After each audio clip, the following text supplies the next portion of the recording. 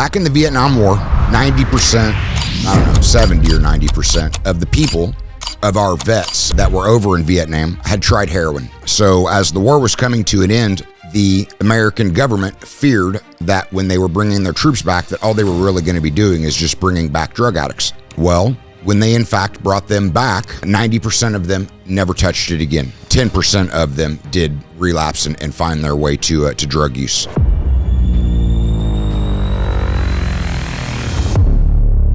And we are back with another episode of the Julius Files. I am your host, Jasan Julius, and today I'm going to talk a little bit about resilience. Yeah, my brain's been working on something, and we'll just see how it actually comes out.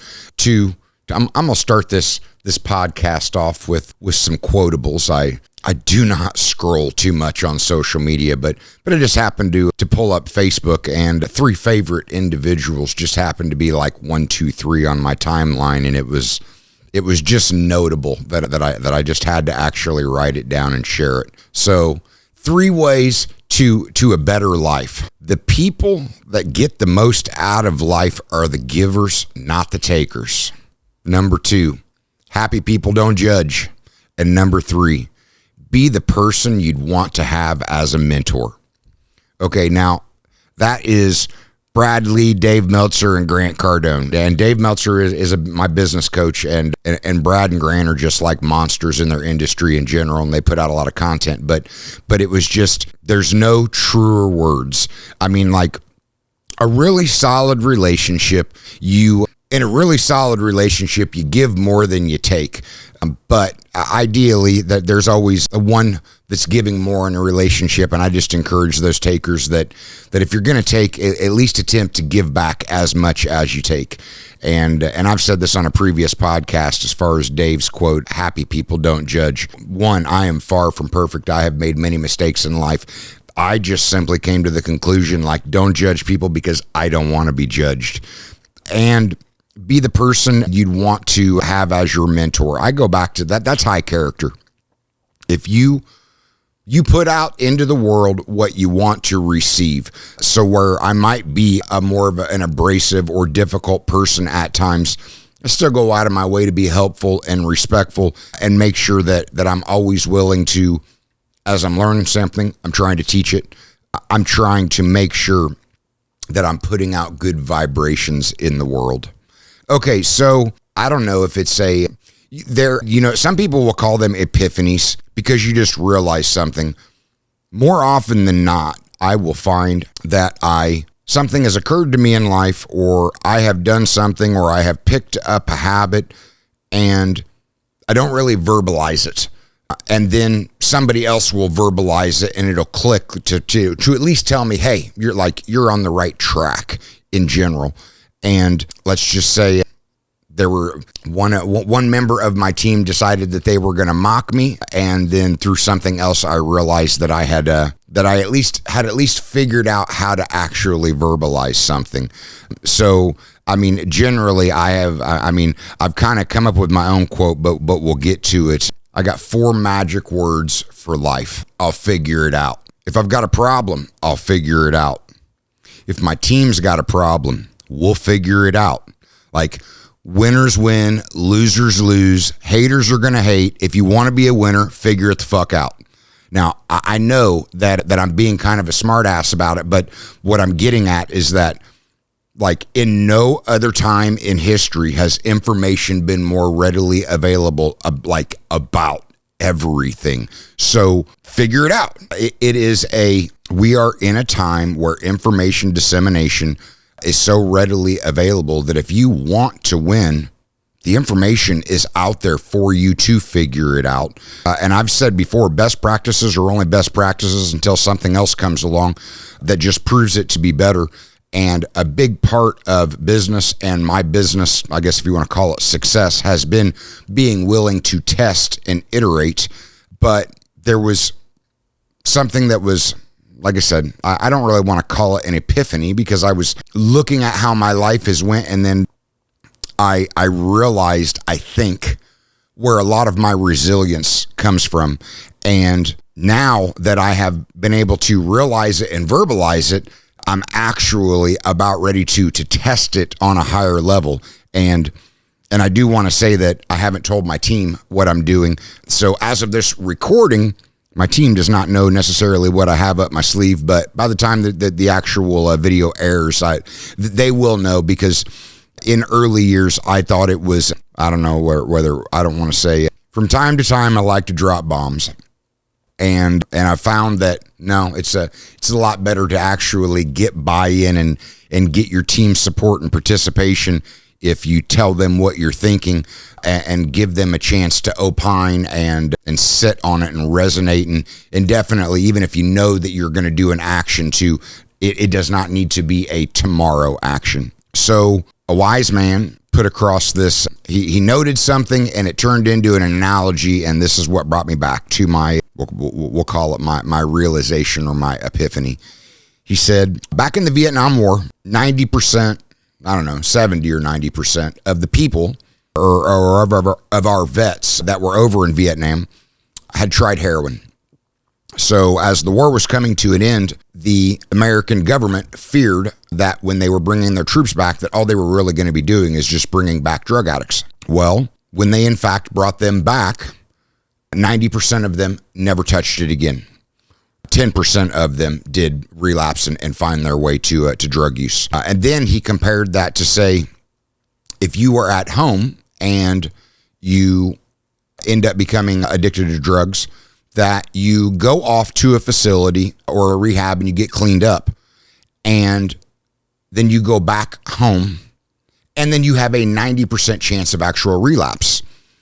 And what he was observing was that the difference was the change in environment. That the reason they came back from Vietnam and 90% of them did not continue with the drug intake was because they were shipped back into what was now a completely new environment by coming back home. They'd spent so much time over there. So when I really started looking at that and thinking about it, and then I started thinking about how that has truly applied to my resilience. And I say it like that because the vast majority of people stay put in their hometown, home city, home they grew up in, town that they grew up in. And that's why they say people are creatures of habit and they're resistant to change. Okay, well, I was born in Oklahoma, moved to Greentown, moved to Kokomo, moved to Bloomington, moved to Lafayette, moved to Indianapolis, moved back to Kokomo, spent some time in Muncie, moved back to Indianapolis, moved back to Kokomo. And in all of that, I would say, well, there were 2 places in Greentown and 3 places in Bloomington, 2 places in Lafayette, 3 places in Indianapolis, a half a dozen places in Kokomo, 2 different places in Muncie. What I'm getting at is that I have never been allowed to get comfortable. Every time that I even start to get a semblance of comfort, there we go, there's a new word, comfort. Anytime I have ever gotten to a semblance of comfortable where I would start to settle in, something always changed. And a lot of that was through my childhood, where when those types of changes came into my adult life, it didn't bother me. It was like second nature. Now I get to the place where through those realizations and realizing that you don't have to take your bad habits with you, that every time you changed your environment, it was a new opportunity to create new habits, but it was also moving you into an unknown place. So you didn't have the people to fall back into any type of bad habits that you might have actually developed. So as I started thinking about this, there are 2 big things in my life that I keep putting off. And some of it is just by timing. Like I fully intended to be like full-blown franchising in 2020. We all know what happened in 2020. That did not happen. But part of on my franchising journey, I also read a book by Shelley Sun, and and sooner or later I will meet this woman, but the point is she developed, to my recollection, some form of home health care and decided that she was going to franchise it. And in the book, she very pointedly said that she got fully involved in the International Franchise Association. She got involved in the Certified Franchise Executive Program. And to my knowledge, she has now built a multi-billion-dollar business and sits on the board of the International Franchise Association. She's a very prominent woman in the organization itself. So as I was reading that book, I was like, okay, I now have an example and a path laid forward on, I want to build this billion-dollar thing. Okay, that this woman has literally shown this is how she did it. It makes sense. So I have always known that I needed to enter the Certified Franchise Executive Program through the International Franchise Association, but it's school. And I've never been good at school. Admittedly, though, part of never being good at school was that I think I did get like straight A's in 5th grade, and I became real bored with school and then very quickly focused on work. And the only education that I picked up from there has been things that I'm pointedly interested in knowing about, but there hasn't been any structure to it. It's all been on my personal discipline to get out and search the content and the topics related and getting out and doing it myself. So I have, since school, I have not been in a structured curriculum education program in over 30 years. So this has been something that has been looming over me, saying I need to get this done. I know that this is part of the overall tract, but there has been a certain piece of me that I just keep putting it off and keep putting it off. The other thing is that I have read so many books, and I enjoy this podcasting and the social media, and I would like to do some educational speaking, and I've always wanted to write a book.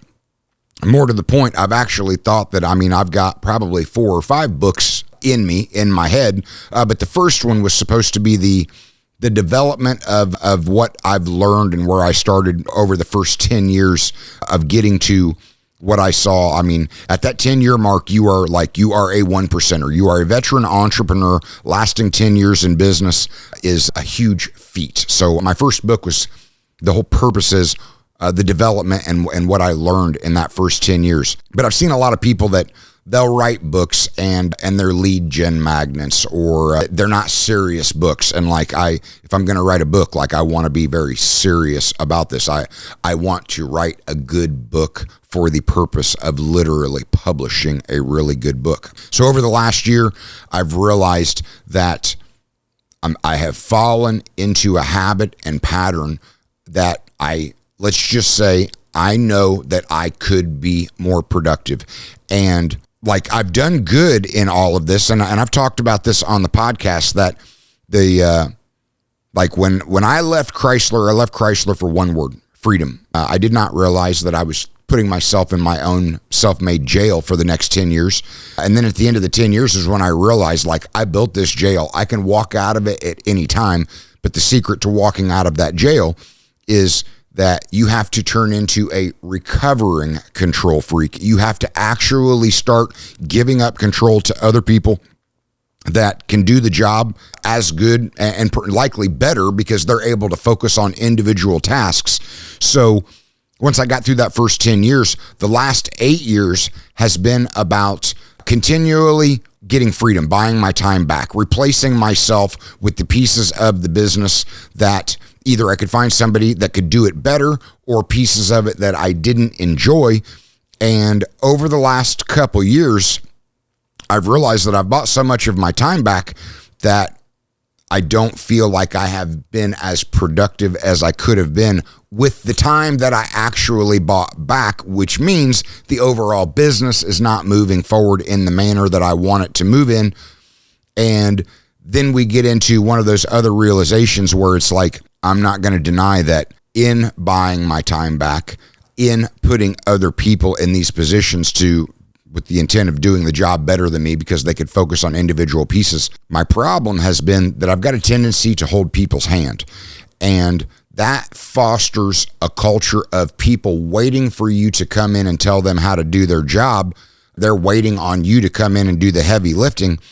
And I have been really migrating towards that, not just me figuring it out, not just we figuring it out, but more specifically, you figure it out, because that's what you're actually paid to do, which has gotten to a point where I'm working towards the beginning of the year where I have a huge amount of free time. And I have made a list of things that in 2024, these are the things that are going to get, in totality, 100% of my attention. And if something comes at me and it does not fit into one of these things, either somebody is already in the organization that I can kick it to, or I need to hire somebody because I found something that's come on my plate that doesn't fit in my list of things that I've laid out. So I need to delegate or hire somebody else to take care of it. But the point is, I'm realizing that, or I say I'm realizing, I'm killing two birds with one stone. And I'm saying that because one of the things that I have not done well is I have not celebrated my wins and my successes. I have been so focused on moving to the next hill that has to climb that I really don't even take those moments just to actually appreciate the mountain that I just climbed. I love Indiana. I love Kokomo for, I think, all the right reasons. But I have no appreciation for Indiana and Kokomo in December, January, February, and March. I'm at 48. I'm like, every time the cold weather moves in, I feel it in my bones, and I don't like it. And I've noticed that over the last year that I have fallen into habits where, like I said, I'm just fully admitting I could be more productive. So this time around, after all of these realizations, I am purposely throwing myself into a new environment. Beginning of the year, I am, in fact, moving myself down to Florida for a couple months. And one, I'm getting away from the weather. That's my little reward for all of the hard work. But more pointedly, I am pulling myself out of my routine, throwing myself into a new environment and knowing this is what I have to accomplish. These are the things that I have time for. And when I go into a new environment, I'm not even able to create those same patterns, because part of my pattern is to get up and stop in and check into each one of the businesses. And I'm like, I have managing partners in place. These people are paid to do the job. I should not have to stop in and check in. I can have conversation and communication with them through the phone, through the computer. I've got cameras installed where I'm able to check in if I need to check in. So I'm realizing that I have some really big things that I need to accomplish, and I keep pushing off accomplishing them because I have become comfortable in this routine or habit, and I'm realizing that it's counterproductive for everybody. I'm still holding their hand. They don't need their hand held. They're adults that are paid well to actually accomplish a task. I don't need to be in this routine because while it's not an unhealthy routine, it is an unproductive routine. So the test is that while it might be Florida, which is that, like I said, that reward because it's lining up in those months of the year, what it is me throwing myself into a new environment purposely to gauge, do I find higher levels of productivity? Do I actually accomplish some of these major goals that I'm looking to get out of the way in the first quarter of 2024? And I think that it's going to be good. And I'm leaving it at that. And I know that I'm recording this on a Friday, and next Monday, I actually am doing my first offsite with my leadership team. I'm putting 8 of us in a lodge for 4 days to hopefully come out of it with a higher levels of trust, higher levels of motivation, higher levels of discipline, and everybody knowing exactly what their job is and what they're supposed to be accomplishing over 2024. So that is where I'm going to tell them that this is my intent for the first 3 months of 2024. And then once I come back to Indiana, then again, it should be an opportunity to reassess all of my habits and patterns, because ultimately, if I have done my job well, I'm going to come back to improvements, and I'm likely going to come back to the people telling me, please don't come in these operations and disturb the flow that I have going, because I do know, hell, I had a shirt made called my disruptor. I have the ability to disrupt. That's I don't necessarily want to say that that's a strength, because I think one of my strengths is that in times of stress and panic, I can come through and pull things together. I think that I am a great problem solver, but as I was talking to my mentor, firefighters are always looking for fires to put out. What happens when there's no fire? You run the risk of literally creating useless fires that did not need to be started in the first place. And I can fully admit that I am capable of that, and I am guilty of that from time to time. So I'm trying to be introspective. I'm trying to actually look for those solutions and find better ways. And if in the process I'm able to actually walk on a Florida beach where it's 75 or 80 and I know that it's 0 to 30 degrees in Indiana, I think that I will feel an actual reward for all of the hard work. And I say all of the hard work because I'm coming up on 18 years. Like, the 18-year mark is November 8th. November 8th of 2005, I sold my first cup of coffee and started Coffee Junkies. And this has been a crazy whirlwind roller coaster, hugely learning, entrepreneurial 18-year journey. It's been absolutely crazy, to the point that I don't know that I would wish this journey on anybody. I just know that I have come out of it a better man. I've definitely come out of it stronger.